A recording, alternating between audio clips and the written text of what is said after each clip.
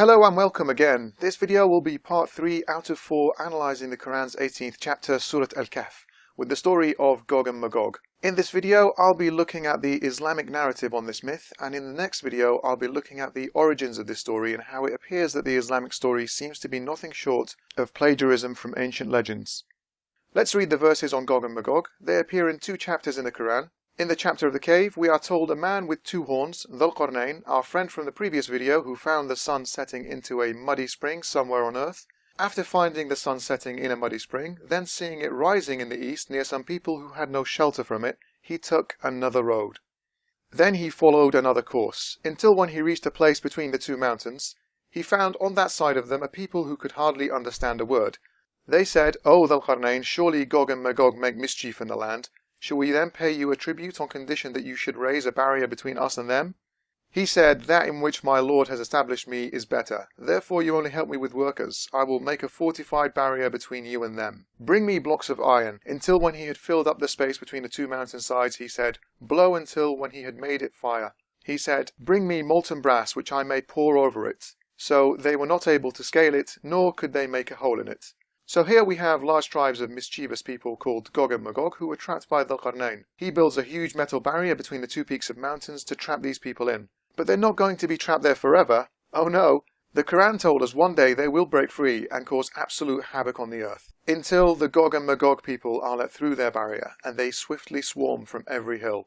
The authentic narrations in Islam tell us there are 10 signs to look out for things that will happen before the Day of Judgment. One of those things is Gog and Magog working their way through their barrier to come out and cause utter chaos. So mainstream Muslim belief is that these 2 tribes of Gog and Magog have been trapped behind a metal wall for thousands of years and will remain there until we approach the final strait of the end times. Now, let's just think about that for a second. Imagine we have a large group of people who belong to troublesome tribes. Dhul Qarnayn comes along and builds a big fat wall. You'll have to excuse my primitive artwork here. These people are now standing behind this big wall. Can't they just walk around the side of one of the mountains? If we're talking about a spherical Earth, one wall between 2 mountains is never sufficient as a permanent tool of incarceration. It would, though, make a little more sense on a flat Earth if this tribe was somewhere near the edge. We know that this wall should be huge because of the sheer number of the people who are supposedly trapped behind it. The Quranic verse detailing the time they are set free tells us they swiftly swarm from every hill.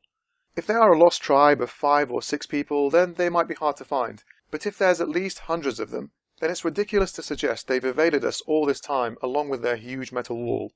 The Bible mentions Gog and Magog in several places and also predicts their emergence near the end times in the book of Revelation, where it tells us, "When the 1,000 years are over, Satan will be released from his prison and will go out to deceive the nations in the 4 corners of the earth, Gog and Magog, and to gather them for battle. In number, they are like the sand on the seashore." So we can see that Gog and Magog are actually very numerous in the Bible. It says, in number, they are like sand on the seashore. So let's now look at a few hadiths here to get a sense of their overall number from an Islamic narrative. In this hadith from Sahih Muslim, we get an explanation for the 10 signs of Judgment Day.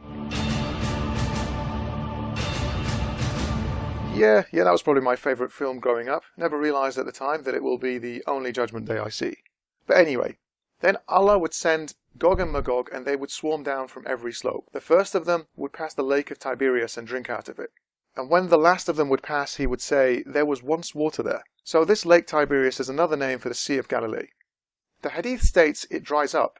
In some variations it tells us Gog and Magog would line up to drink out of it and the tail end of the queue would be all the way back in Iraq. The Sea of Galilee contains around 4 trillion litres of water. Humans are meant to drink 2 litres a day and not much beyond that. But let's assume for argument's sake Gog and Magog drink 10 times as much as the rest of us. For that lake to empty, as the hadith states, we would need 200 billion people drinking those excessive amounts in order for it to dry up. That's nearly 30 times as much as the current world population. So we're getting the impression that the numbers of Gog and Magog are actually quite ridiculous. Now in this next hadith from Sahih Bukhari, we have God having a chat with Adam. This discussion is taking place on Judgment Day. Then Allah will say to Adam, "Bring out the people of the fire." Adam will say, "What? How many are the people of the fire?" Allah will say, "Out of every 1,000, take out 999. At that time, children will become hoary-headed and every pregnant female will drop her load, and you will see the people as if they were drunk yet not drunk. but Allah's punishment will be very severe. That news distressed the companions of the Prophet too much, and they said, "O Allah's Messenger, who amongst us will be that man, the lucky one out of 1,000 who will be saved from the fire?" He said, "Have the good news that 1,000 will be from Gog and Magog, and the one to be saved will be from you." So in this hadith, classified as authentic, Muhammad tries to scare his followers by telling them that 999 people out of every 1,000 are destined to go to hell. Seeing their reaction of dejection, as they all but lose hope for salvation, he conveniently remembers he missed a crucial part out of that statement to get morale back up again. He tells them, "Aha, but wait! Gog and Magog are in fact so numerous that out of every 1,000 who reach hell, 999 will be from Gog and Magog." Incidentally, if you believe in this hadith, have you ever stopped to ask how it would be fair of a God to punish so many people with such horrific torture in hell, and only allow 0.1% of humans to make it into heaven, with 99.9% going to hell? Surely you don't think this ratio is just or fair in any way. If this life is just a test, as Muslims would say, then the test is way too hard for our intellectual capacity as human beings, and thus blatantly unfair. Anyway, back to the numbers of these people. Let's do a bit of maths here. We're going to assume that Judgment Day... No. We are going to assume Judgment Day is around the corner, and the world is about to end as the population will just keep increasing as time goes on. The number of people alive on Earth today is close to 7.4 billion. But if we are to add up all the people who have ever lived, the estimate is 108 billion humans altogether. By the way, as usual, all claims made in the video, including these figures, are referenced in the description box. So given the maths here, we're expecting roughly half of those 108 billion to go to heaven, and half to go to hell. So around 54 billion in heaven and 54 billion in hell of people who we are aware of and can roughly account for.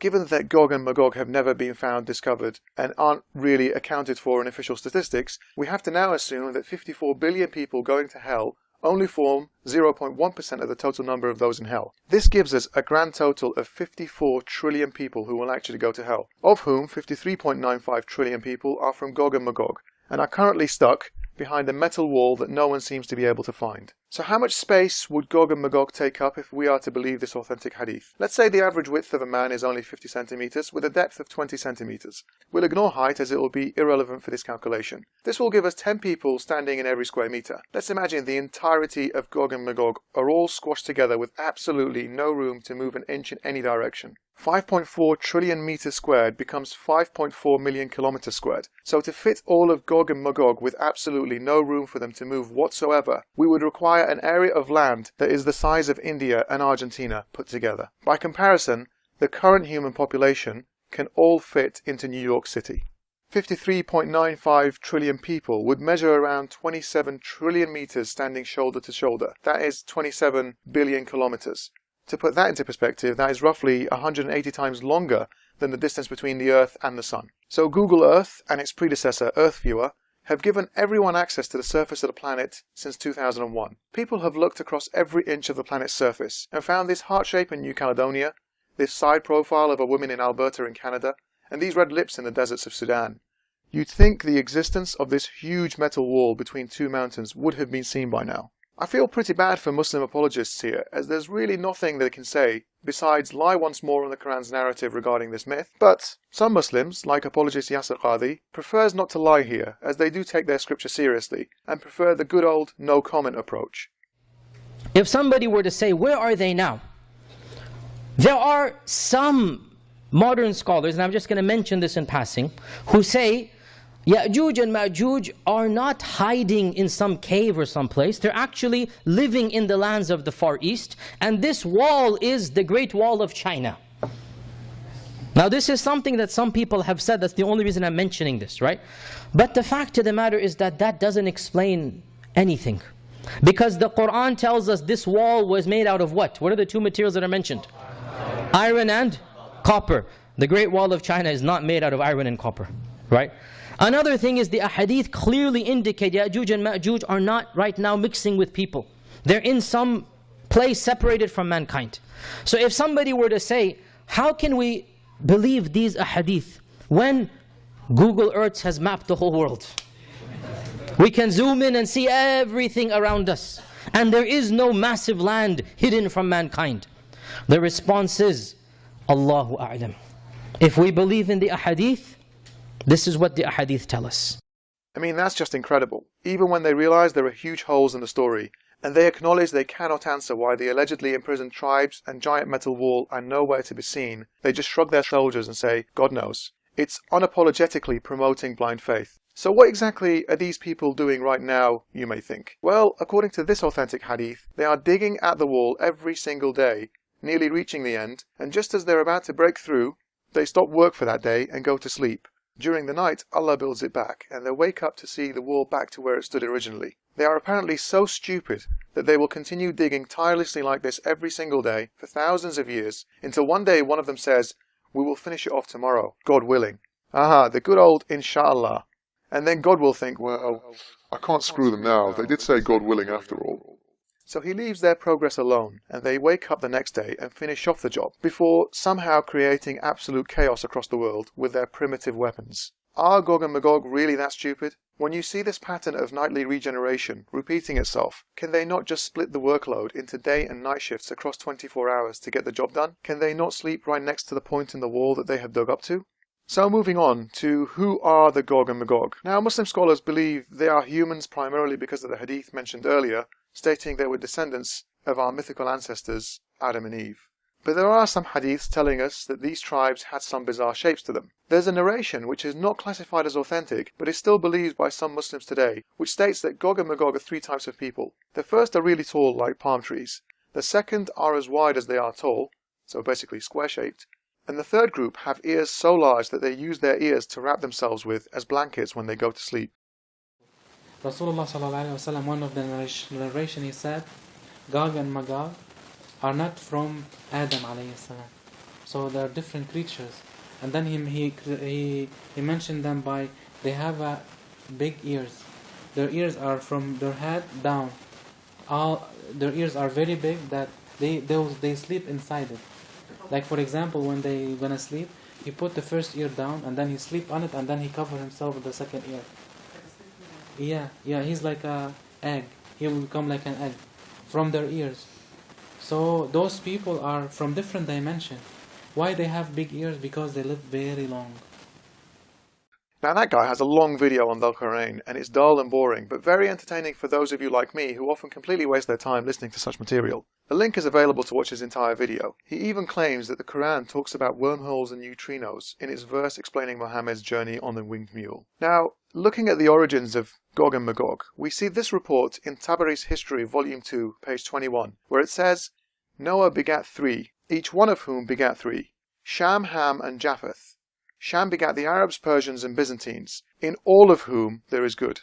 Japheth begat the Turks, Slavs, Gog and Magog, in none of whom there is good. That's a bit racist there to suggest there's no good in any ethnic Turks or Slavs, but let's read on. Ham begat the Copts, Sudanese, and Berbers. Then it says, Ham begat all those who were black and curly-haired, while Japheth begat all those who were full-faced with small eyes, and Sham begat everyone who is handsome of face with beautiful hair. Noah prayed that the hair of Ham's descendants would not grow beyond their ears, and that wherever his descendants met the children of Shem, the latter would enslave them. So according to this source, Noah wanted the Arabs, Byzantines, and Persians to enslave Copts, Sudanese, and Berbers, the Amazigh people, wherever they found them. What else was said about these tribes? We understand that Muhammad appears to claim during his life that their release was imminent. In this authentic hadith narrated by his wife, Zainab bint Jahash, she says the following. The Prophet got up from his sleep with a flushed red face and said, None has the right to be worshipped but Allah. Woe to the Arabs from this great evil that is nearly approaching them. Today a gap has been made in the wall of Gog and Magog like this. It was asked, Shall we be destroyed, though there are righteous people among us? The Prophet said, Yes, if evil increased. So it appears that Muhammad wakes up after a nightmare, fearing Gog and Magog are almost out. Funny thing is, they don't seem to have managed to increase the size of that hole for over 1,000 years since. Besides, this seems to contradict the earlier hadith which states that the wall is getting replenished every day. Also, a Muslim may say, the hadith says they will only be released if evil increased. Well, after Muhammad, some of his caliphs were assassinated, we had several wars between his companions, and the Kaaba was destroyed more than once. So, what else are they looking for in terms of evil increasing? Let's look at another authentic hadith narration from Muhammad. The Muslims will use the bows, arrows, and shields of Gog and Magog as firewood for 7 years. Are we really expecting the Muslims to be using these bows, arrows, and shields as firewood for 7 years? Doesn't this show us that Muhammad couldn't really imagine what the world would be like in the future? Doesn't this show he didn't quite grasp how people will eventually get energy for light and heat? But I guess as a Muslim you either say this hadith is fabricated, despite it being authentic, or you just accept it blindly and tell us that Muslims will in fact, somehow and for some reason, use Gog and Magog's leftovers as firewood for a whole 7 years.